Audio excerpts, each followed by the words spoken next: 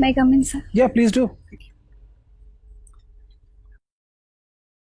Ji, good afternoon. Take your seat. Thank you, sir. You're Sanjita, right? Yes, sir. Sanjita, I can see that you're basically from Odisha, Raurkela. Yes, sir. I can also see that you did your mechanical engineering in year 2012. Yes, sir. That was from College of Engineering and Technology in Odisha, Bhubaneswar. Yes, sir. 2012. Yes, sir. What are you doing since then? Sir, I was posted as a manager in Rourkela Steel Plant, Steel Authority of India Limited. I worked there for 5 years, sir. Okay, then? Then I always wanted to prepare for civil services, but doing the job, and I was not able to do justice to my job. So I decided to quit the job finally and prepare for civil services. Oh, but you also mentioned that you got through the state civil services in 2017. Yes. No, 2017, sir. The result came out in 2018. Okay. So by the time the results came out, the mains exam was there of 2019. My husband got transferred to Mumbai. So there was a lot of chaos which was going on then. So I decided to take leave from that. I have not joined a You have state not joined, case. but you qualified. Yes, sir. I Which qualified. service did you get? I got Administrative services. Administrative services. And when is the next batch when you'll be joining if you're not through with the civil Sir, services? I have to go back to talk because I had applied for extension twice. They had granted me twice. The third time they've asked me to personally come down there to visit, and then only they'll be provided. So what's your plan if for some reason you're not able to get through this interview? Will you be joining Odisha Civil Services or not? For the time being, I'll not be joining the Odisha Civil Services because my husband is transferred to Mumbai, Maharashtra for like 10 to 12 years now. So if I join the state PSC, I'll have to stay away from him for a very long time. So That rules out civil services to a large extent also. Sir, in this UPSC, I have not opted for Odisha as my home cadre. Doesn't matter. It's an AISL. It's All India Service Liability. You may end up being Andaman Nicobar. You may end up in doing Northeast. Definitely, sir. But growing up, becoming a collector, becoming an IAS officer was what I always wanted to become. Becoming deputy collector is as important as becoming collector for that matter. So that will take quite a lot of time by the time I reach deputy collector in Odisha state. So it's not that faster. And in Odisha, I always knew somehow in this state, I'll be confined to Odisha actually in my state PSC, and my husband cannot come back to Odisha for like 20 years now. By any transfers, Sanjita, I don't want to offend you, but it appears right now that it's getting too much husband, too much family for a professional civil servant to be talking about. Do you believe that you're capable of managing your family life and administration efficiently as required in the civil services? I'm very honest here. So life is all about much of the uncertainty, and I obviously cannot predict what kind of cadre I'll get when I get into UPSC. So I'm just trying out my options over here, and obviously civil services is too big an ambition to be actually playing a dice game. No, sir. These are the choices which I had with me. So I made a choice of not taking my home cadre. But if I get anywhere, because I just wanted to keep a work-life balance, which I thought if opting for this. Which is what I'm saying there is missing. It's all life, it's all family, there's no work here. No, sir. I was just trying to find a balance in that. If it's not possible, at least I'll be happy at my work front because I want to become an IAS officer, to become a collector. So if I get IAS and get posted in any place, I'll try to manage that. And if you don't get IAS, you have filled other choices incidentally. Yes. It's not that you have not filled other choices. So you have filled police services, you have filled other choices. What will you do if other central services are granted to you and you are not in position to join your husband in Maharashtra, and it appears your husband has decided that whatever you want to do, I will not be changing my place? No, that is not the position right now, but I'm trying to pursue my dream, my aspiration, which I wanted to since a very long time. So in your opinion, can you name a few working women you know, I mean in the public domain, which you believe have achieved this work-life balance, as you said, and you believe that she's the one you would like to follow? Name one. I had read about Rupa Mudgal ma'am, IPS officer. Her husband, she shifted to a very small village, and then her children were also living with her. Her children had to attend a very small school over there, and she had to sit on the floor, but she managed it, and the family was all there together with her. So I think so somehow, so work-life balance is something I'm striving to do. If it doesn't happen, it's a chance which I'm trying to take, that maybe I'll be able you studied sociology, and the kind of uncertainty you see in your life has a lot to do with the social construct of ours. Can you name a few social institutions which has forced you into such a dilemma? That in a house, the male is the bread earner, so the job he does, he doesn't change the places. A woman adjusts to the places where I'm expecting a sociological concept. The patriarchal mindset. One is patriarchy. What else? Patrilocal, where the husband stays, the wife the even. society is patrilocal. What else? What are the social institutions that is making Sanjita what she is right now? Marriage is one of the institution is marriage. Family, that family has to stay together. There's a concept of Fine, thank you. So, Sanjita, yes, you are from Odisha. Yes, sir. What do you know about Black Pagoda? Black Pagoda is the Konark temple, is known as Black Pagoda. The Britishers, when they came down to Odisha from very far, it looked as a black pagoda to them, so they named Konark temple as Black Pagoda. Okay, have you heard about Sub Pagoda also? Sorry, sir, I cannot recall. Okay, what is difference between Marxism and Maoism? Marxism as a concept, it basically focuses on how economic structure is the basic foundation on which a complete society is built, and the superstructure which is there, it completely follows or evaluates what the economic structure is there. Maoism focuses on, I'm not getting the idea clearly right now. I'm sorry, sir. Naxalites are also called Maoist. Yes. Do you know why? They follow the Mao ideology that there has to be collective ownership of the land. They have to have, the community has to have rights on the land, the forest, whichever they call their own resources. So okay, there are three temple architecture style in India. Yes, one is Nagara, Besar and Dravidian style. Yes, sir. In Odisha, which style is prevalent? In Odisha, sir, Nagara style is highly prevalent. Could you give some examples of Nagara style temple? Sir, Lingaraj temple is a great example. Mukteshwar temple in Bhubaneswar is also a very good example. Sri Jagannath temple is one of the most biggest highlight of Nagara style. Konark temple is also an highlight of Nagara style. Sir. Okay. What are the features of Dravidian style architecture? Sir, main features. Dravidian style architecture, the main Garbhagriha is a very small room, and then the Vimana which is made, it's like a layered Vimana which has in a pyramidical size. But in Nagara, it's in a conical shape. And in Dravidian culture, there is a very high Gopuram, gateway which is built for the Dravida style. But in Nagara style, we do not have high gateways. The Garbhagriha or the main sanctorum is the highest point in the architecture. And there is a very huge wall which is built around the Dravida style of architecture, which is not found in Nagara style of architecture. Okay. What are your weaknesses being a lady? So, being a lady, I'll not be going into the gender aspect, because I don't think so the gender aspect has anything to do with that. That can be on both sides. I think I am a bit workaholic at times, which affects many things in my life, because I give too much of importance to when I start working on a specific project.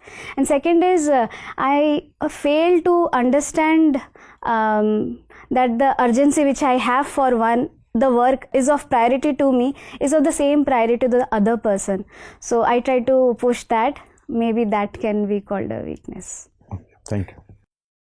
Sanjita, you are from Odisha. Yes, sir. What is the status of women in Odisha? They have been making quite a progress, but still I would say there's a lot to be done, because the female employment in Odisha is, labor participation is hardly 20%, and there's huge feminization of agriculture in Odisha. Nearly 80% of people in Odisha stay in rural areas.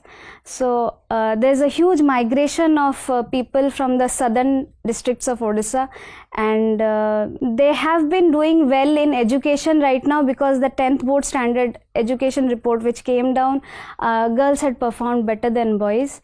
So they are progressing, but still I think there's a far approach that's still there they can do. Okay, despite of the fact that Odisha is one of the richest area in terms of mineral storage or mineral mining, Odisha has not attained its potential in terms of development, economic development and social development. What is your take on that? What could be the reason for that? The reason is the modernization process which we took up was very lopsided. We have around 20% of the mineral resources, but the extraction process, what we do is we directly try to export the minerals without much of value addition. So the actual realization of price was quite low. Second is the rehabilitation and resettlement of the tribal people. No, I want to know that when mineral is being transported to some other state, why the industry was not established in that state only? Because of the problem of the availability of land resources, which was one Odisha of the... is lacking in land resources. No, we have land resources, but there was too much of... When the POSCO plant came down, there was too much of agitation among the tribals, among the locals, because of which POSCO finally couldn't set up a plant. So what make the people of Odisha to get agitated against such kind of project, which is for their own development? Sir, the problem is always a top-down approach. We always first decide and then we communicate. The people should have been taken into consideration. There has to be a proper dialogue to make people aware of all these things. There was instant, they went on and they started declaring these places will be taken up. So the grievances of the people were not rightly addressed, for which they came up in arms against the government, and they were not ready to give the land to But there are a lot of processes which involve the local people in decision making process. One of those is EIA, that is Environment Impact Assessment. Yes, sir. What is it, and where an administrator plays a role in that process? So environment impact assessment is an assessment which is made before any kind of venture or industries or any establishment is established, to find out what are its exact impact which will be there on the social and environment of the surrounding areas. Yes, people concern or people involvement is one of the steps involved in EIA process. Yes, sir. Then what is the problem?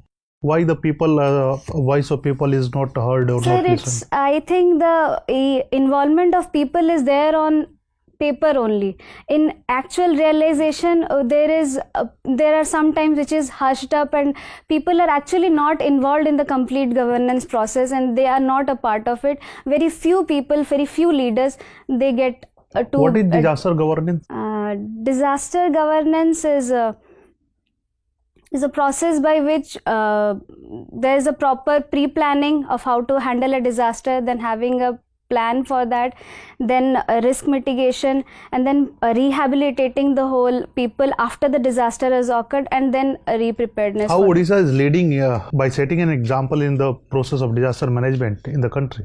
Sir, this time in the Fani cyclone which hit Odisha, we have evacuated everyone, and the casualty was only... What is the state bird of Odisha? Blue jay, sir. What? Blue jay. Are you sure? Yes, sir. What is the IUCN status of that bird? I'm not sure, sir. I just know. Okay, Sanjita. Yes, sir. Rourkela has a major steel plant of SAIL. Yes, sir. What do you know about the new national steel policy? So the national steel policy aims to increase the production of steel to around 300 million ton by the year 2030, and we want to increase the per capita consumption of steel of people to around 160 kg by 2030. Do you have any idea about the amount of production that we produce currently? Yes, sir. Right now in 2018-19 it was around 110 million tons. Million tons. Yes, sir. All right. And what is the ranking of India in terms of steel production globally? Globally, it's second, sir. Second. Okay. I think India recently pipped Japan. Yes, sir. Yes. It did. Is the steel sector one of the major contributors for non-performing assets, bad loans? Is it so? Yes, sir. Yes, please. Sir, its finance is one of the biggest. It's a very capital intensive sector, steel sector, and steel demand is a cyclical demand. There was a huge downturn in the steel sector in 2014 to 16, where the prices of steel went down very far. So the cost of production was very high. We incurred a huge loss. Especially for SAIL, we took a huge loan from the market to expand there was a huge expansion plan.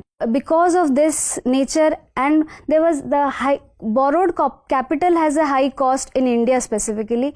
So because of all of this, there was the steel sector had so many of downturns in the recent. All right. And why public sector banks are so disproportionately affected in terms of bad loans?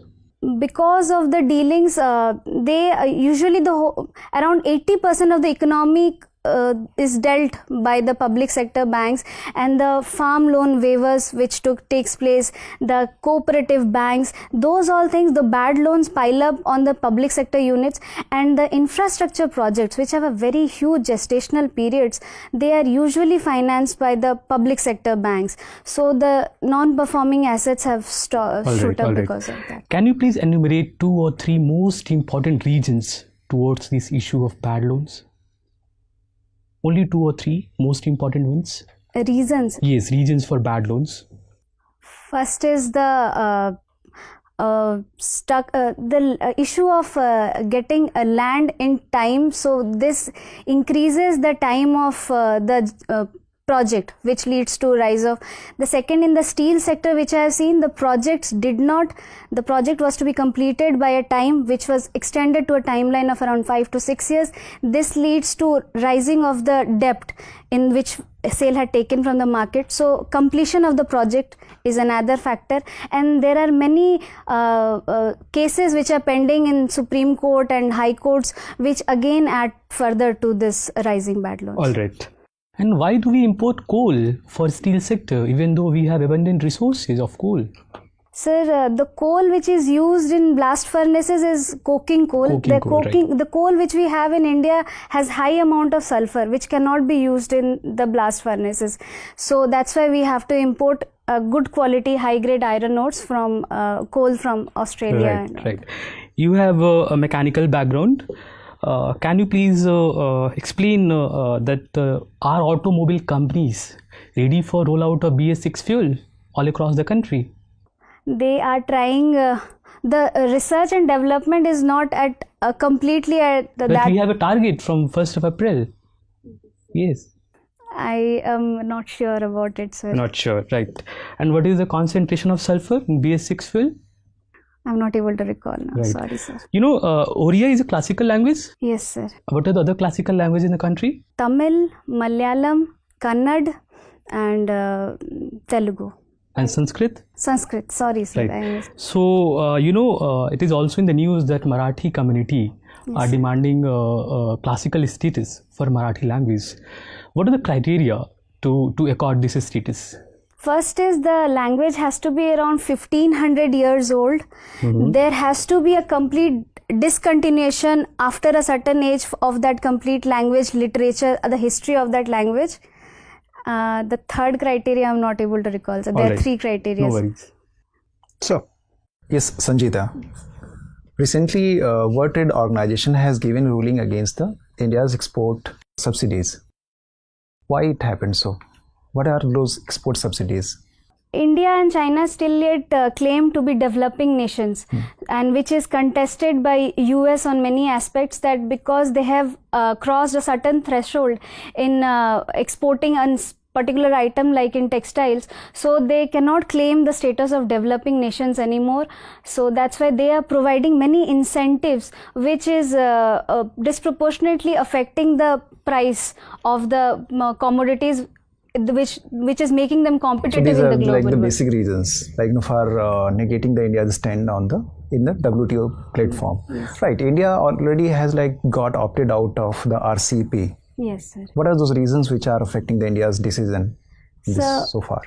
One of the basic reasons which India went out was they were wanting India to open up its market for the goods which has to come, but the similar reciprocation India was not finding from all the other sectors, from all the other countries, specifically in the service sector, and to send the working personals. Australia was not allowing to give a more open market to India, and we have a huge deficit with China. We already have a free trade agreement with all the Asian nations, but we do not have a direct free trade agreement with China, and this would have flooded Indian markets with cheap Chinese goods. So, what is Quad? Quad is an association of 4 nations: India, Japan, Australia, and US, which has been formed to provide an open and prosperous Indo-Pacific. Do we have the 2+2 mechanism with all Quad 4 countries? I'm sure about US and Japan. I'm not sure about Australia, sir. Right. In a recent judgment, Supreme Court in Sabarimala case has come out to principles. So the constitutional morality and the essentiality of the religious practices. What does these principles say? Constitutional morality refers to the morality which has been enshrined when the constitution makers actually made the constitution, what they thought is proper for a society to be followed. And essential religious practices is confined to a particular religious denomination, that what they consider to be very essential for them to practice, which fits into their religious faith or belief. Do you think with this principle, if any particular religion is, you can say, embedded with any religious malpractice, don't you think so, like the court there have a duty in terms of getting it eradicated, so that the larger section of the people within the religious fold could enjoy our the more religious freedom and get rid of those ill practices that will make the society, as you being a sociology student, more healthy. I couldn't get. So can you please? I beg your pardon, sir. All right. So let's move forward. Okay. In Odisha, I believe there had been a Devdasi system in Odisha temples. Yes, sir. So that is believed that the girls before attaining their puberty, they were supposed to given to the temples. Yes, sir. This particular practice still is being followed and observed in Odisha temples? No, sir, it is not followed. It got abolished? Yes, it got Which abolished. particular act has got it abolished?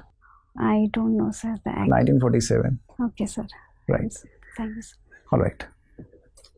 Okay, Sanjita. Yes, sir. You mentioned that you like to, you're keen on exploring new places and cuisines. Yes, sir. Recently, this coronavirus was in news. Is in news actually. Yes, sir. And it is said that one of the reasons why it infected so many people is that it started with people having eaten unusual food. Do you believe that this trying out new cuisines is a dangerous thing? At times where you are not aware what the actual ingredients are, so it is a bit dangerous. So I always take a precaution to try out places which are I follow TripAdvisor, any such places where I can get reviews about it, and then usually I do not venture too much into adventurism. Yes, sir. Okay, Sanjita, you also are a keen explorer, as you said. Can you just mention a few places you observed today while you were coming here? Today I was in the cab, so I was busy reading my notes, so I couldn't take my head up to observe today. Can you mention few places which you passed on? Which you passed today, through? While coming. Yeah. I noticed the GTB Nagar metro station while I crossed there. Before that, I started from Karol Bagh. So after that, I saw GTB metro station. So I have lost track in the mid, sir. Okay, so you're not that keen an observer as you mentioned here. Okay, GTB metro station, or for that matter, the Karol Bagh metro station was on your left side or the right? GTB metro station was on my right side when I took a left turn over this side. Okay, Sanjay, that was nice talking to you. You can leave sir. now. Thank you, sir. Thank you, sir. Thank you, sir.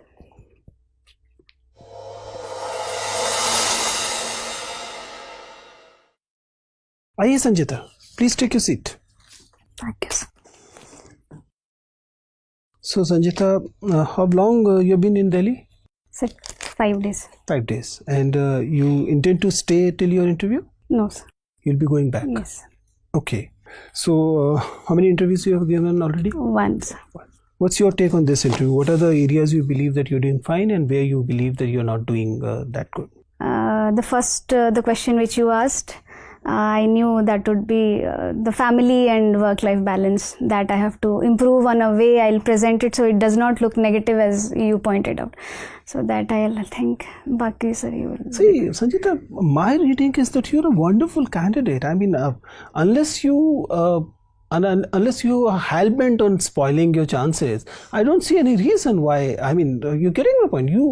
You have answers for the most of the questions. Your analysis is really good. You have such good strengths. Thank you. But sir. I don't know why you are underplaying your strengths and underlining your weaknesses. You're getting my point. If you look at the whole, my request will be that look at the video very carefully. Okay, sir. There's hardly a question for which you don't have a good answer. There's hardly a question. But you are very tentatively starting the whole interview. You're getting my point? You're a very good candidate, trust me. I mean, you have been working in a good PSU. Thereafter, you cleared a very important examination, right? Now you are appearing the civil services interview. You're not realizing the achievements you already have.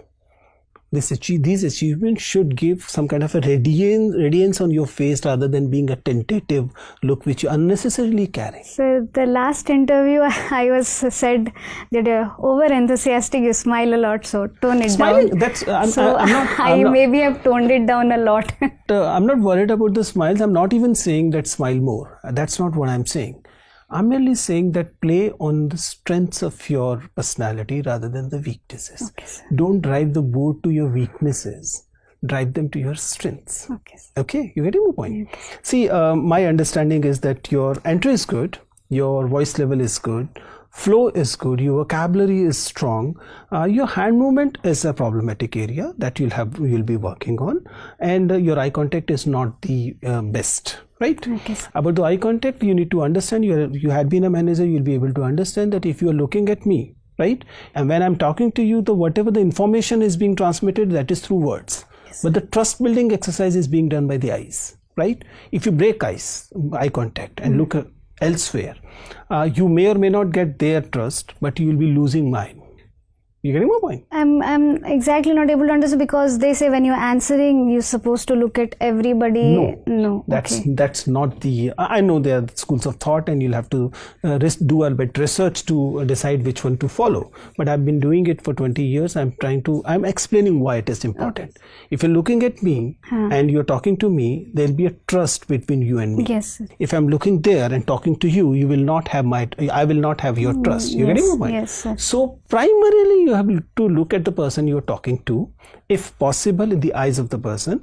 A few glances here and there will not hurt. Okay, sir. Okay, few glances here and there will not hurt. Okay, but if you keep a rotating eye contact, what will happen? You may or may not get their attention, but you'll be losing mine. Okay, sir. And what you'll be losing is trust. What you're getting is merely attention. Okay, sir. You're getting me? Yes. And there's a qualitative difference between attention and the trust. Yes. Right? Yes. I hope I made myself clear. Yes, you have to take a call, but this is what I understand. I've been doing it for 20 years. I'm telling candidates, and they generally are benefited by it. One thing. Second is, again, the initial part of it. You need to, I don't know why are you overplaying the family thing. You have been a wonderful working professional. Yes, sir. You were working in a very good PSU as in a supervisory role. So you acquired some skills there. Yes. Thereafter, there's a very small break. Yes. Even in that break, you have the achievement of cracking a state civil service examination, which you're not saying you have dropped. You're merely saying that you may join. Yes, sir. Right? Yes. You're likely to join. Yes. You don't even say may join, say likely to join. Yes. Right? Yes. And then you're appearing the civil service. Everything is in place. Why are you bringing whatever is your weaknesses in between? Yes. You're not even lying. You don't have to lie on anything of it. You're just merely saying that you were working in a PSU, then you decided to get into the civil services, for which you appeared in the state civil services and the central civil, the UPSC. You cracked the state civil services with good rank. You were awaiting a position there, and you have cracked the civil services. Everything is in place. But I have not chosen Odisha as my home state, so then it comes to, see, that's a different question. What is your cadre choices? There are many people who do not choose the home cadre for a variety of reasons. In your case, the simplest answer is, now I am married. My home cadre is based on my MICA. And I'm not choosing that because I no more stay in that place. That's make it crisp, yes. That's a simple thing. They will not be grilling you much on this, and even if they do, they will not be reaching to your weaknesses which are unnecessarily advertising. I agree. You don't need to. Yes. You get it? Yeah. I'm not even saying lie. Yeah. I'm merely saying that put it in a way that you are playing to your strengths. Yes. Right? Yes. That's the major concern I had. Otherwise, you're doing most things absolutely right. Okay. Right. On analysis issue, make sure that you're able to put your sensitivity and analysis, because these are your strengths, put forward rather than letting it go factual, though your facts are also more or less correct. Right? Okay, sir. These are the only things I need to tell you. You're doing really well. I'm sure you'll do wonders. Thank you so much. So, any other area I need to touch which... See, state you can do as much as you want. Yeah. Both. If you're claiming it to be Maharashtra as well, do study a bit Maharashtra also. Yes. Right? Odisha, you have done. You could not ask questions on Maharashtra and all, because in an interview it is not possible to cover all. About this mechanical engineering thing, I hope you have done, because you've got a very good CGPA also, which is unusual. I hope you're able to defend your mechanical engineering also. That is somewhat. okay. Right? I'll try. All the best. Thank you, sir. Thank you so much.